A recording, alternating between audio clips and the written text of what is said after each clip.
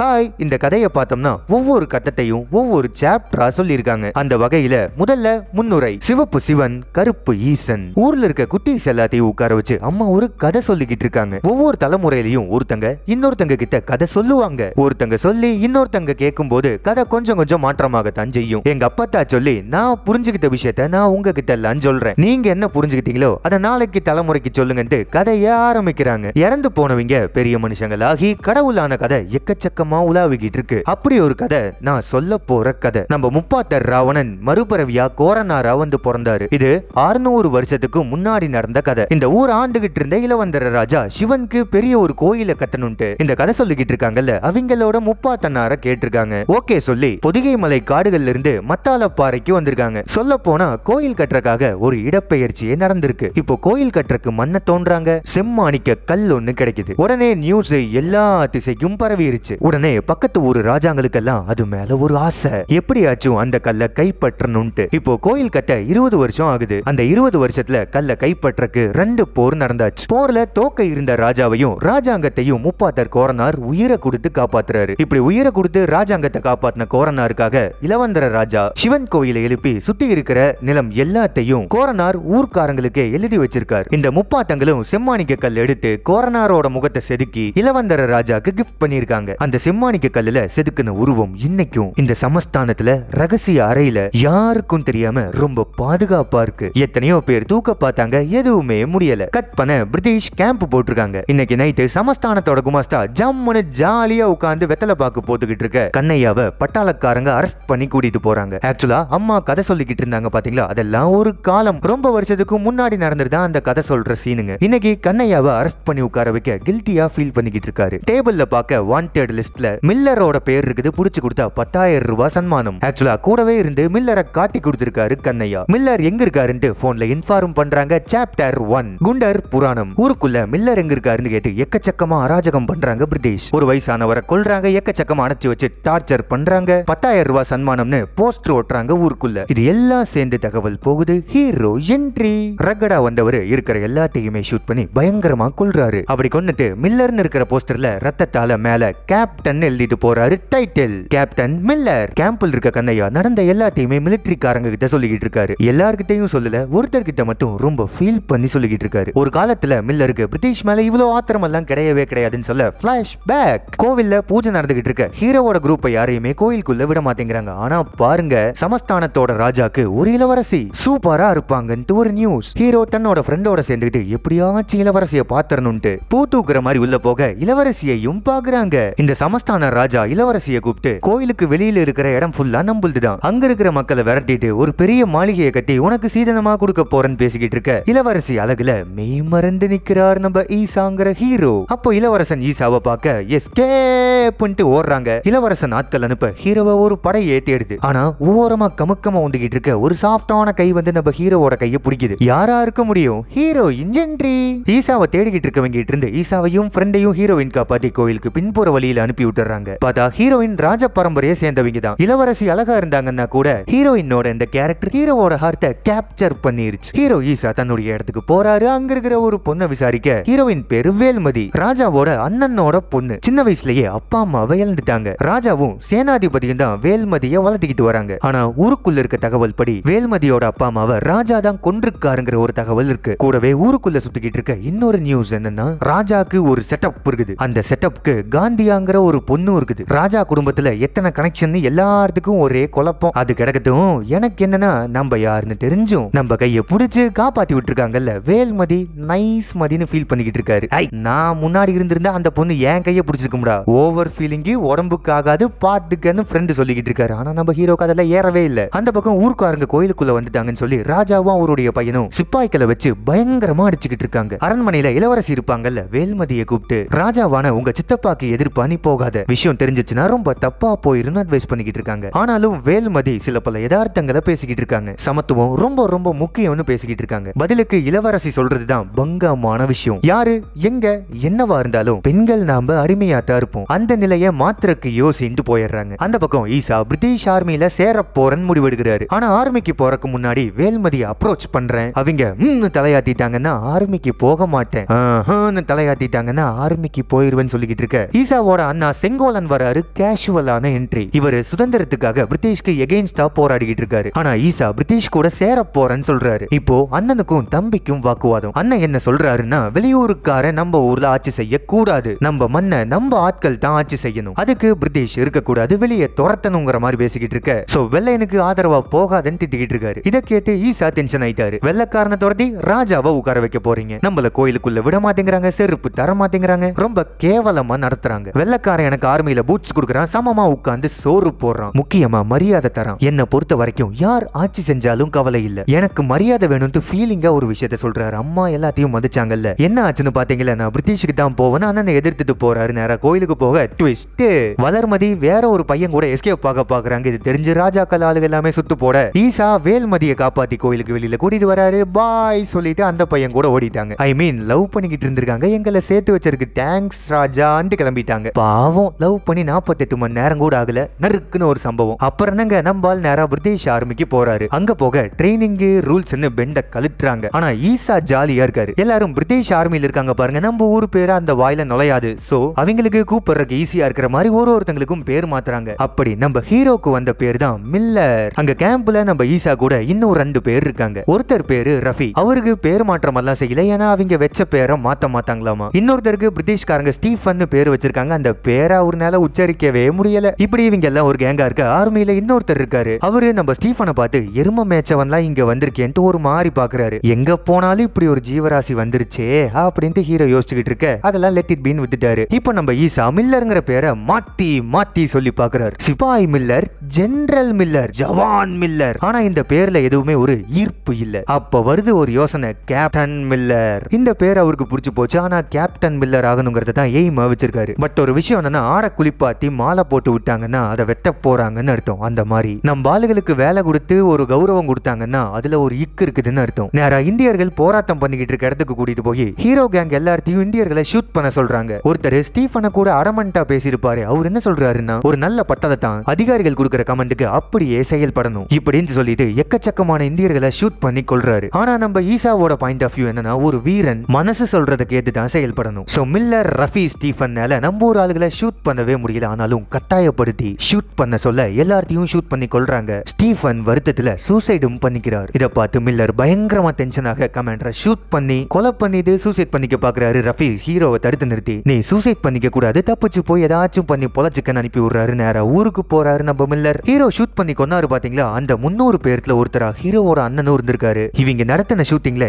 இறந்தும் போயிட்டாரு. சோ ஊருக்காரங்க நீ ஊருக்குள்ளேயே வரக்கூடாது, எங்கேயாச்சும் போய் இறந்துருன்னு துரத்தி விட்டுறாங்க. அப்படி அங்கேயும் இங்கேயும் அலைஞ்சு தெரிஞ்சுக்கிட்டு இருக்க கொள்ளை கும்பல் ஒண்ணு இருக்காங்க. அந்த கொள்ளை கும்பலுக்கு கண்ணையா லீடர் பயங்கரமா ஒரு ஃபைட்டிங் நடக்க தூரத்துல இருந்து வெள்ளக்காரன் ஒருத்தனை ஹீரோ ஷூட் பண்ணி கொள்றாரு. சோ ஹீரோவா அந்த கேங்ல சேர்த்துக்கிறாங்க. எக்கச்சக்கமான கொள்ளையும் பண்றாங்க. கண்ணையா அண்ட் கேங் என்ன பண்ணுவாங்கன்னா, கொள்ளையடிக்கிற ஒரு பணத்தை ஒரு பாதிய மெடிக்கல் ஹெல்ப் பண்ற ஒரு குரூப்புக்கு தருவாங்க. அப்புறமா கொள்ளையடிக்கிற வெப்பன்ஸை தனுஷ்கோடியில் இருக்கிற ஒரு சேட்டாக்கு வித்துருவாங்க. வேணும்னா அந்த சேட்டாக்கே காசு கொடுத்து சில வெப்பன்ஸையும் வாங்கிக்குவாங்க. இப்படி நாட்கள் கொஞ்சம் கொஞ்சமா போய்கிட்டு இருக்க. ஒரு நாள் ஊர்ல இருந்து ஹீரோவை ஃப்ரெண்டு வந்து பாக்குறாரு. நம்ம ஊருக்கு திரும்பி வாங்குற மாதிரி கூப்பிட ஹீரோ டென்ஷன் ஆயிட்டார். நம்ம ஊர்ல அது உங்க ஊர், என்ன விரட்டி அடிச்சீங்கல்ல, நான் வரமாட்டேன், நீயும் என்ன பார்க்க வராதுன்னு கொலவெறியில பேசி அனுப்பிட்டாரு. இப்போ கண்ணையா அண்ட் கேங் ஒரு காட்டுக்குள்ள கொள்ளையடிக்க நம்ம மில்லர் மேல ஒரு தோட்டா பாஞ்சிருச்சு. இப்போ மெடிக்கல் ஹெல்ப்புக்காக தூக்கிட்டு போறாங்க. சாப்டர் 2, எனக்கு அவன் சாகணும். மெடிக்கல் ஹெல்ப்புக்கு தூக்கிட்டு போக அங்க நம்ம வேல்மதி இருக்காங்க. கொஞ்சம் புரட்சி இயக்கத்துல இருக்காங்க. அந்த இயக்கத்தை சேர்ந்த ஒருத்தர் தான் மேரேஜ் பண்ணிருக்காங்க.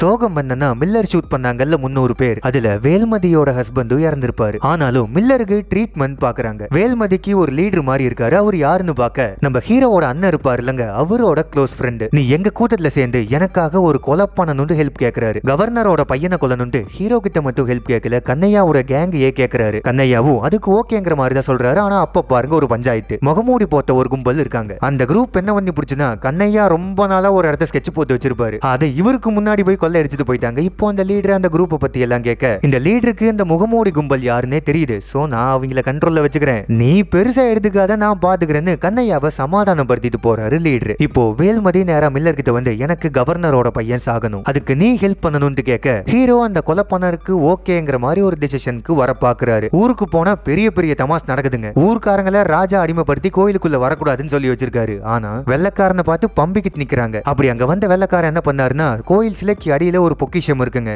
சாமி சிலையை நகர்த்தி அடியில இருக்கிற பொக்கிஷத்தை தூக்கிட்டு போயிட்டாங்க. அம்மா சொல்லிருப்பாங்கல்லங்க, கோயில் கோரனாரோட உருவச்சிலை அங்க இருக்குன்னு அந்த பொக்கிஷத்தை அவர் தூக்கிட்டு போயிட்டாரு வெள்ளக்காரர். இப்போ ராஜா ஹீரோவோட ஃப்ரெண்டை கூப்பிட்டு நம்ம ஊர் பொக்கிஷத்தை தூக்கிட்டு போயிட்டாங்க. ஹீரோ எங்க இருந்தாலும் பார்த்து பொக்கிஷத்தை திருப்பி எடுத்துட்டு வர சொல்லு, ஊருக்காரங்க எல்லாத்தையும் நான் உள்ள விடுறேன்னு சொல்லி அனுப்ப இந்த சிலை இருக்கிற விஷயம் வெள்ளக்காரனுக்கு எப்படி தெரியுங்கிற மாதிரி பார்க்க குமாஸ்தா ரெண்ட வேலை பார்த்திருப்பாரு. சின்னதா ஒரு நகைக்கு ஆசைப்பட்டு போட்டு கொடுத்துட்டார். வெள்ளக்காரன் சிலையை தூக்கிட்டு போயிட்டான். ஆனா இந்த விஷயம் வேற யாருக்குமே தெரியாது. இப்போ ஹீரோ பக்கம் போக கண்ணையா கேங்ல ஒரு பொண்ணு இருக்குது. அதுக்கு 19 வயசு ஆகுது. ஹீரோ இந்த பொண்ணு கண்ணையா கேங் எல்லாரும் சேர்ந்து தான் கொள்ளையடிப்பாங்க. அந்த பொண்ணுகிட்ட ஹீரோ என்ன சொல்றாருன்னா, இந்த ஒரு விஷயம் முடிஞ்ச பிறகு நான் சிலோன் போய் செட்டில் ஆக போறேன், எனக்கு இங்க இருக்கிறக்கே பிடிக்கலங்கிற மாதிரி பேசிக்கிட்டு இருக்காரு. ஒரு காரணம் அவங்க அண்ணனை ஒரே கொண்டு விட்டாரு, இன்னொரு காரணம் வேல்மதியோட ஹஸ்பண்ட் இவர் கொன்னது. சோ பிளாஷ்பேக் எல்லாமே ஹீரோ சொல்ல அந்த பொண்ணுக்கு தெரிய வருது. அப்படியே அந்த பொண்ணுக்கு அட்வைஸும் ஒன்னு பண்றாரு. என்னன்னா, இருக்கிற எல்லாருமே வயசானவங்க, அவங்க வாழ்க்கைக்கு அப்புறம் உன்னோட வாழ்க்கை என்ன ஆகுன்னு யோசிச்சுக்க. சோ நல்ல கல்யாணம் பண்ணி செட்டில் ஆகுன்னு அட்வைஸ் பண்ண பொண்ணுங்கனாலே ஸ்டீரியோ டைப்பா கல்யாணம் பண்ணி செட்டில் ஆகணுமான்னு அந்த பொண்ணு ஒரு மாதிரி கேட்க,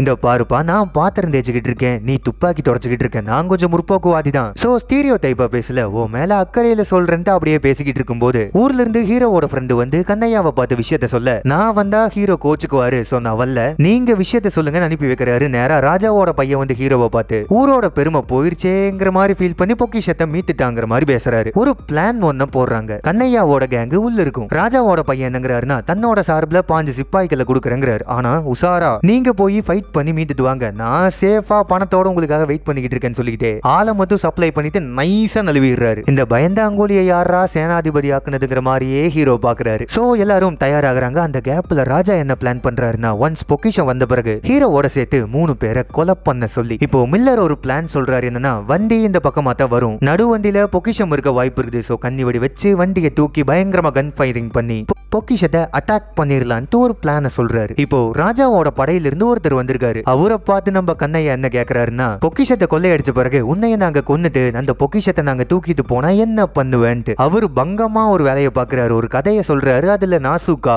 இவங்க எல்லாரையும் அடிச்சுட்டு நான் அதை தூக்கிட்டு போவேங்கிற மாதிரி. ஆக அந்த பொக்கிஷத்தை தூக்க இவங்களுக்குள்ளேயே எக்கச்சக்கமான போட்டி. இப்போ நேரா வண்டி வருது. பயங்கரமா கண்ணி வடியை வெடிக்க வச்சு ஷூட்டிங் எல்லாம் பண்ணி பங்கமான சேசிங் பண்ண வெள்ளக்காரரு பொக்கிஷத்தை தூக்கிட்டு ஓடுறாரு. பின்னாடியே நம்ம ஹீரோ போய் ஷூட் பண்ணி பொக்கிஷத்தை எடுக்க அந்த வெள்ளக்காரரு வேற யாரும் இல்ல, கவர்னரோட பையன். நம்ம ஹீரோவை மில்லர்னு தெரிஞ்சுக்கிறாரு. சோ மில்லர் உனக்கு விலை வச்சிருக்காங்க, நான் நினைச்சா உன்னை காப்பாத்த முடியும், என்ன எதுவுமே பண்ணாதங்கிற மாதிரி கேட்டுக்கிட்டு இருக்க ஹீரோ ஒரு கதை சொல்றாரு. ஒரு பொண்ணு என்ன 2 முறை காப்பாத்திருக்கு, முதல்ல ஒரு ஹெல்ப் பொண்ணு கேட்டிருக்கு, நான் அந்த பொண்ணுக்கு ஹெல்ப் பண்ணலாமா இப்படி கேட்க அந்த பொண்ணுக்காக நீ என்ன வேணாலும் பண்ணலான்னு கவர்னர் பையன் ஆன்சர் பண்ண, கொய்யால உன்னை பண்ண சொல்லித்தான் தான் அந்த பொண்ணு ஹெல்ப்பே கேட்டிருக்குன்னு ஒரே போடு நெத்தியில கவர்னர் பையனை கொன்னுட்டு பொக்கிஷத்தை தூக்கிட்டு ஓடிடுறாரு. பின்னாடியே கண்ணையா கேங்கல வந்து பார்க்க சிலோன்னு பேப்பர்ல எழுதி வச்சுட்டு பொக்கிஷத்தை தூக்கிட்டு போயிட்டாரு. சோ பொக்கிஷத்தோட ஹீரோ எஸ்கேப் ஆயிட்டாரு. இப்போ கண்ணையாக்கு பயங்கரமான ஷாக். கவர்னர் பையனையும் கொன்னுட்டாரு, பொக்கிஷத்தையும் தூக்கிட்டாரு. அந்த ஊர்க்காரங்களை சும்மாவே விடமாட்டாங்களே பிரிட்டிஷ்காரங்க, அந்த ஊரே அழிய போகுதுன்னு பயந்துகிட்டு இருக்க இன்டர்வல்.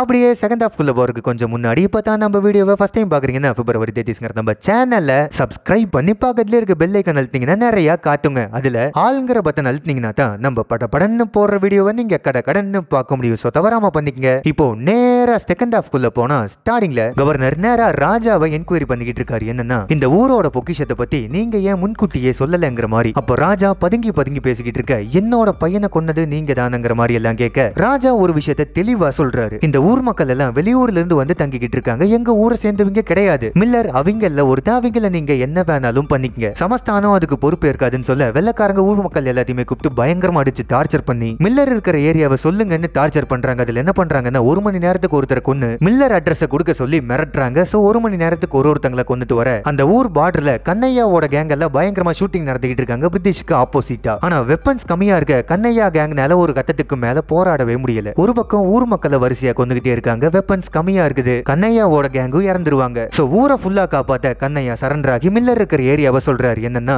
மில்லர் சிலோன் போறதா பேசிக்கிட்டு இருந்தாரு, தனுஷ்கோடி வழியா தான் போகணும், தனுஷ்கோடியை லாக் பண்ணுங்க, மில்லரை கேப்சர் பண்ணுங்கன்ட்டு ஊரையே காப்பாத்திடுறாரு சரண்டர் ஆகி. இதுதாங்க ஃபர்ஸ்ட் சீன். பிளாஷ்பேக் முடியுது. இப்போ ஹீரோ தனுஷ்கோடியில் இருக்க பொக்கிஷத்தை ஓபன் பண்ணி உள்ள இருக்கிற பொருள் எடுத்து பாக்குறாரு. ஷாக். ஆனா அந்த பொருளை நம்ம கிட்ட காட்டாம பொக்கிஷத்தை க்ளோஸ் பண்ணி வச்சிருக்காரு. இப்போ நம்ம ஹீரோ தனுஷ்கோடியில இருந்து யோசிச்சு பார்க்க பிளாஷ்பேக். அம்மா கோரனார் சாமி கதை சொல்லிக்கிட்டு இருக்க, இதுல எனக்கு நம்பிக்கையே இல்லைன்னு ட்ரால் பண்ணிக்கிட்டு இருக்காரு ஹீரோ. அப்போ அண்ணன் ஊருக்கு வராரு. அம்மாவுக்கு பயங்கரமான ஹாப்பி. அண்ணா பாத்தீங்கன்னா சுதந்திரத்துக்கு போராடிக்கிட்டு இருக்காரு பாருங்க, ஊருக்கு வரவே மாட்டாரு, எப்பாச்சும் ரேரா வருவாரு. சோ ரேரா வரங்காட்டி அம்மா பயங்கர ஹாப்பியா இருக்காங்க. ஊருக்கு வந்த அண்ணா ஹீரோவை பாக்குறாரு. ஹீரோ அப்பவே கொஞ்சம் முரண்பாடா தான் பேசுறாரு. அம்மா கதை சொல்லிக்கிட்டு இருக்காங்க, நீ அதெல்லாம் நம்பிக்கிட்டு இருக்கிறியாங்கிற மாதிரி கேட்க, அம்மா நம்பிக்கை நாம ஏன் தடுக்கணும், கொஞ்சம் அம்மா சொல்றத கேட்டுதான் பாருங்கிற மாதிரி அண்ணா அட்வைஸ் பண்ணிக்கிட்டு இருக்க. கோரனாருக்கு ஊர்ல கோயில் கட்டுறதுக்காக ஒரு திருவிழா வச்சிருக்காங்க, அதுக்காக அண்ணா வந்திருக்காரு. இதை நினைச்சு மாளிகையில ராஜாவோட பையன் பயங்கரமா ஃபீலிங்ல தண்ணி அடிச்சிட்டு இருக்காரு. ஏன்னா இவங்க எல்லாத்தையும் ஊரை விட்டு துரத்தணும்னு பாத்துக்கிட்டு இருக்காரு. ஆனா இந்த நேரத்துல கோயில் எல்லாம் கட்ட போறாங்களேன்னு சொல்லி வருத்தத்தில் இருக்க குமாஸ்தா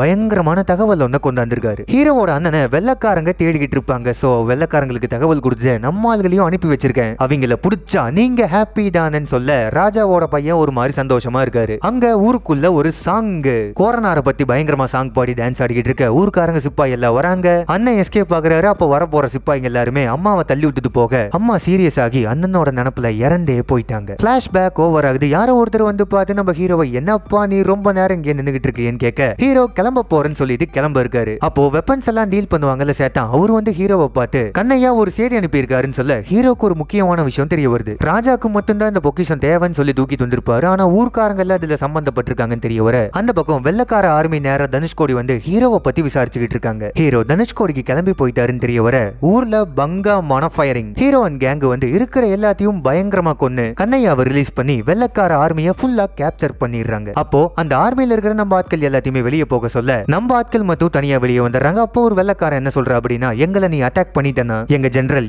700 வீரர்களை இறக்குவாங்க, ஒரு நாளைக்கு கூட நீங்க தாங்க மாட்டீங்க, அதெல்லாம் நாங்க பாத்துக்கிறோம்னு சொல்லி அத்தனை பேத்தையும் ஷூட் பண்ணி கொண்டுட்டாரு நம்ம ஹீரோ. இந்த கேப்ல குமாஸ்தா ஹீரோ அண்ட் கேங்கு கிட்ட சிக்கிக்க எல்லாரும் புடிச்சு கட்டி போட்டாங்க. இந்த ஊர் பாத்தீங்கன்னா சிவன் கோயிலுக்கு நேர் ஆப்போசிட்ல இருக்கும். அங்க நடந்துகிட்டு இருக்க சம்பவம் இதெல்லாம். ராஜா கோயிலுக்கு வேற வழியில வந்து கோயிலோட மெயின் நடையில ஒரு ஜன்னல் இருக்குங்க, அதை நீக்கி பார்க்க நடக்கிற சம்பவம் எல்லாமே அவருக்கு தெரியுது. அந்த பக்கம் ஊருக்குள்ள ஃபாரின் ஆர்மியில ஒருத்தர் இருக்காரு. அவர் என்ன சொல்றாருன்னா, இங்கிருந்து 100 மைல் தூரத்துல 700 பேர் கொண்ட ஆர்மி இருக்கு, கண்டிப்பா ஊருக்குள்ள வருவாங்கன்னு சொல்லிக்கிட்டு இருக்க நேரா அந்த நபர் அனுப்பி வைக்கிறாரு ஹீரோ. அங்க எரிஞ்ச மூஞ்சியோட ஜெனரல் தயாராகிட்டு இருக்காரு. அதே நேரத்துல மில்லர் ஆர்மியில ஒரு அரகண்டான ஆள் இருப்பாரு பாத்தீங்களா, பிரிட்டிஷ்க்கு கூட சப்போர்ட் பண்ணிக்கிட்டு இருப்பாரு, ஸ்டீஃபனை கூட எருமை மேய்ச்சவர்னு சொல்லி கலாச்சிக்கிட்டு இருந்தாருலங்க அவரு. இந்த ஜெனரல் எல்லாருமே ஊர்க்கார மக்களை 1 மணி நேரத்துக்கு ஒரு வாட்டி கொண்டு டார்ச்சர் பண்ணிருப்பாங்க. அதுக்கப்புறம் ஹீரோ வந்திருப்பாரு, அத்தனை பேட்டையும் அடிச்சு விரட்டி விட எல்லாரும் ஓடியாந்துருப்பாங்க. மூஞ்சில ஃபுல்லா பயங்கரமான பத்துக்கள். சோ இவங்க எல்லாத்தோட 700 பேர்த்த ரெடி பண்ணிக்கிட்டு இருக்காங்க. அப்பவே நைட் ஆகுது. கோயிலுக்குள்ள ராஜா என்ன சொல்லிக்கிட்டு இருக்காருன்னா, இந்த மக்களை எப்படியாச்சும் கொல்லணும்ட்டு. நைட்டு ராஜாவோட பையன் சிப்பாய்களோட கோயிலுக்கு வெளியில வந்து நிக்க கோயிலுக்குள்ள யாரையும் விடமாட்டோங்கிற மாதிரி ராஜாவோட பையன் நின்னுகிட்டு இருக்காரு. மில்லர் அண்ட் கேங்ல என்ன பேசிக்கிட்டு இருக்காங்கன்னா, பிரிட்டிஷ்காரங்க 700 பேரோட வந்தாங்கன்னா ஊர் மக்கள் எல்லாருமே இறந்துருவாங்க. சோ கோயிலுக்குள்ள போனா தப்பிக்கணும்ட்டு நேரா ராஜாவோட பையன் கிட்ட வந்து கோயிலுக்குள்ள விட சொல்லி கேட்க, நீங்க கோயிலுக்குள்ள போகணும்னா என் பணத்தை தாண்டி தான் போகணுங்கிற மாதிரி ஓவரா பேசிக்கிட்டு இருக்காரு. ஹீரோயின் அண்ட் கேங் எல்லாமே ஊருக்குள்ளதான் இருந்துகிட்டு இருப்பாங்க. என்ன சொல்றாங்கன்னா, கோயிலுக்கு பின்புறமா ஒரு பாதை இருக்குது, அது வழியா உள்ள போனா ஒரு கதவை ஓபன் பண்ணலாம், ஊர்க்காரங்க எல்லாத்தையும் உள்ள விடலாங்கிற மாதிரி கேட்க ஹீரோயினை தனியா அனுப்ப பயப்படுறாரு. ஏன்னா ஹீரோக்கு இவங்க 2 முறை ஹெல்ப் பண்ணிருக்காங்க, பதிலுக்கு ஹீரோயினோட ஹஸ்பண்டையே கொன்னுட்டாரு ஹீரோ. இதெல்லாம் நினைச்சு ஃபீல் பண்ணி ஹீரோயினுக்கு எதுவுமே ஆகக்கூடாதுங்கிற மாதிரி பாத்துக்கிட்டு இருக்க ஹீரோயின் ஒரு விஷயத்த நல்லா சொல்றாங்க, நீங்க ஆர்மியில் இல்லைனாலும் அங்க எல்லாரும் ஷூட்டிங் நடத்திருப்பாங்க, சோ பயந்துகிட்டு இருக்க வேணாம், நான் உள்ள போறேன்னு சொல்லிட்டு ஒரு 4 பேரை கூட்டிட்டு உள்ள போறாங்க. உள்ள போய் ராஜாவையும் கொன்னுறாங்க. வெளியில ராஜாவோட பையனுக்கும் ஹீரோ கேங்குக்கும் ஃபைட் நடக்க ராஜாவோட ஆர்மியில ஒருத்தர் இருப்பாருல, அவரே ஹீரோ கிட்ட கன்னை கொடுத்து அவர் பையனை ஷூட் பண்ண சொல்ல ராஜாவோட பையனை ஷூட் பண்ணி ஊர் மக்கள் எல்லாரும் கோயிலுக்குள்ள போறாங்க. இப்போ பிரிட்டிஷ் ஆர்மி எல்லாரும் உள்ள வராங்க. கடைசி சாப்டர் ஹீரோ நேரா என்ன பண்றாருன்னா, அத்தனை பேருக்கு முன்னாடியும் போய் நிக்கிறாரு. பிரிட்டிஷ் ஆர்மி ஹீரோவை நோக்கி ஒடியார வழியில புடிச்சு வச்சிருக்கிற பிரிட்டிஷ் சோல்ஜர்ஸ் எல்லாத்தையுமே ஒரு கம்பத்துல கட்டி வச்சிருப்பாரு, கூடவே பாமும் வச்சிருப்பாரு. கரெக்டா ஆர்மி அந்த ஏரியா நெருங்க பிளாஸ்ட் பண்ண பாதி ஆர்மி அழிஞ்சிருச்சு. இப்போ ஹீரோ கேங்குக்கும் பிரிட்டிஷ் கேங்குக்கும் பயங்கரமான ஃபைட். ஹீரோயினும் உள்ள வந்து பங்கமா ஷூட் பண்ணிக்கிட்டு இருக்காங்க. இந்த கேப்ல என்ன பண்ணிருப்பாங்கன்னா, ஹீரோயினுக்கு ஒரு லீடர் இருப்பாருன்னு சொல்லி இருப்போம்லங்க, அதுதான் நம்ம ஹீரோவோட அண்ணனோட ஃப்ரெண்டுங்க. அவர் போய் முகமூடு கும்பலை பாக்குறாரு, அந்த கும்பலோட ஹெல்ப் கேக்குறாரு. நேரா அந்த கும்பல் எல்லாம் உள்ள வர பங்கமான ட்விஸ்ட், ஹீரோவோட அண்ணன் உயிரோடு இருக்காரு. சோ ஸ்பாட்டுக்கு வராரு, பங்கமா ஃபைட். பிரிட்டிஷ் ஆர்மியில இருந்து ஹீரோ நேரா ஒருத்தர் அனுப்பி விட்டுருப்பாருல, அவர் நேரா போய் நம்ம ரஃபிய பாக்குறாரு. ரஃபியும் ஹீரோ கூட சேர்ந்துக்க இருக்கிற எல்லா பிரிட்டிஷையும் அடிச்சு ஷூட் பண்ணி கொன்னுட்டாங்க. ஆனா 700 பேர்த்த கொண்டிருக்காங்க, இன்னும் எக்கச்சக்கமான பேர் வர போறாங்க. மில்லர் தலைக்கு 10,000 ரூபாய், ஏன் தலைக்கு எத்தனை ரூபாய் வைக்க போறாங்கன்னு தெரியலன்னு ரஃபி புலம்பிக்கிட்டே, ஒரு வீரன் மனசு சொல்றது தான் கேட்கணும், நான் கேட்டுட்டேன், உன் கூட நிக்கிறேன்னு சொல்லிக்கிட்டு இருக்க அண்ணாவும் கூட நிக்கிறாரு. பொக்கிஷத்தை ஓபன் பண்ணி பார்க்க கல்லுல ஒரு உருவம் யாருன்னு பார்க்க பங்கமான ட்விஸ்ட். கோரனார் உருவம் அதுல இருக்குன்னு சொன்னோம்லங்க, அந்த உருவம் வேற யாரும் இல்ல, ஹீரோவோட உருவம். அம்மா சொன்ன கதை பொய் இல்ல. சோ இவங்க எல்லாத்தையும் காப்பாத்த திருப்பி கோரனாரே பிறந்து வந்திருக்காருன்னு ஊர் மக்கள் எல்லாரும் நம்ம ஹீரோவை கையெடுத்து கும்பிட வெள்ளக்கார ஆர்மியை எதிர்பார்த்து காத்துக்கிட்டு இருக்காங்க. ஆனா பாருங்க, கன்க்ளூஷன் ஒன்னு இருக்கு, முடிவுரை. செந்நீர் சடங்கு போர் தொடங்கு இத்தனை பஞ்சாயத்துக்கும் மத்தியில குமாஸ்தா நடுவா எஸ்கேப் ஆகி இளவரசியை போய் பார்த்து ஹீரோயின் துரோகம் பண்ணிட்டாங்க, அப்பாவையும் அண்ணனையும் கொன்னுட்டாங்கிற மாதிரி பேசிக்கிட்டு இருக்க கடைசி சடங்கு பண்ணிக்கிட்டு இளவரசி ஒரே ஒரு கேள்விதான் கேக்குறாங்க குமாஸ்தாவை பார்த்து, காந்தியாக்கு தெரியுமா? அதாங்க ராஜாவோட செட்டப்போட பொண்ணு. இந்நேரம் சேதி போயிருக்குங்கிற மாதிரி சொல்ல படத்துல இளவரசியும் காந்தியாவும் சேர்ந்துக்கிட்டு ஹீரோவோட கேங்க வேற எதிர்க்க போறாங்க. ஹீரோயினுக்கு இவங்க எல்லாம் தான் வில்லி. இப்போ என்ன ஆகும்? வெள்ளக்காரங்க கிட்ட இருந்து தப்பிப்பாங்களா? இளவரசி அண்ட் கேங் என்ன பண்ணுவாங்கன்னு யோசிக்க இந்த படம் முடிஞ்சிருச்சு. செம ஆக்ஷனா போன இந்த படம் உங்க எல்லாத்துக்கும் ரொம்ப பிடிச்சிருக்கும் நான் நம்புறேங்க. இந்த படம் உங்களுக்கு எந்த அளவுக்கு பிடிச்சதுன்னு இல்ல இந்த படத்து மேல வேற ஏதாச்சும் விமர்சனம் இருந்தாலும் நம்ம கதை விளக்க விமர்சனம் வாய்ஸ் எல்லாம் எப்படி இருக்குன்னு சேர்த்து அடுத்த பாடத்துக்கு நீங்க வெயிட் பண்றீங்களா இல்லையாங்கிறத கமெண்ட்ல சொல்லுங்க. நானும் தெரிஞ்சுக்கிறேங்க. அது மட்டும் இல்லாம செம்மையான ஆக்ஷனை ஃப்ரெண்ட்ஸோட ஃபேமிலியோட நீங்க பார்க்கணுமா? லிங்க் டிஸ்கிரிப்ஷன்ல வச்சிருக்கேங்க. உங்களுக்கு பிடிச்ச தியேட்டர்ல விருப்பப்பட்ட சீட்ல புக் பண்ணி பார்த்து என்ஜாய்.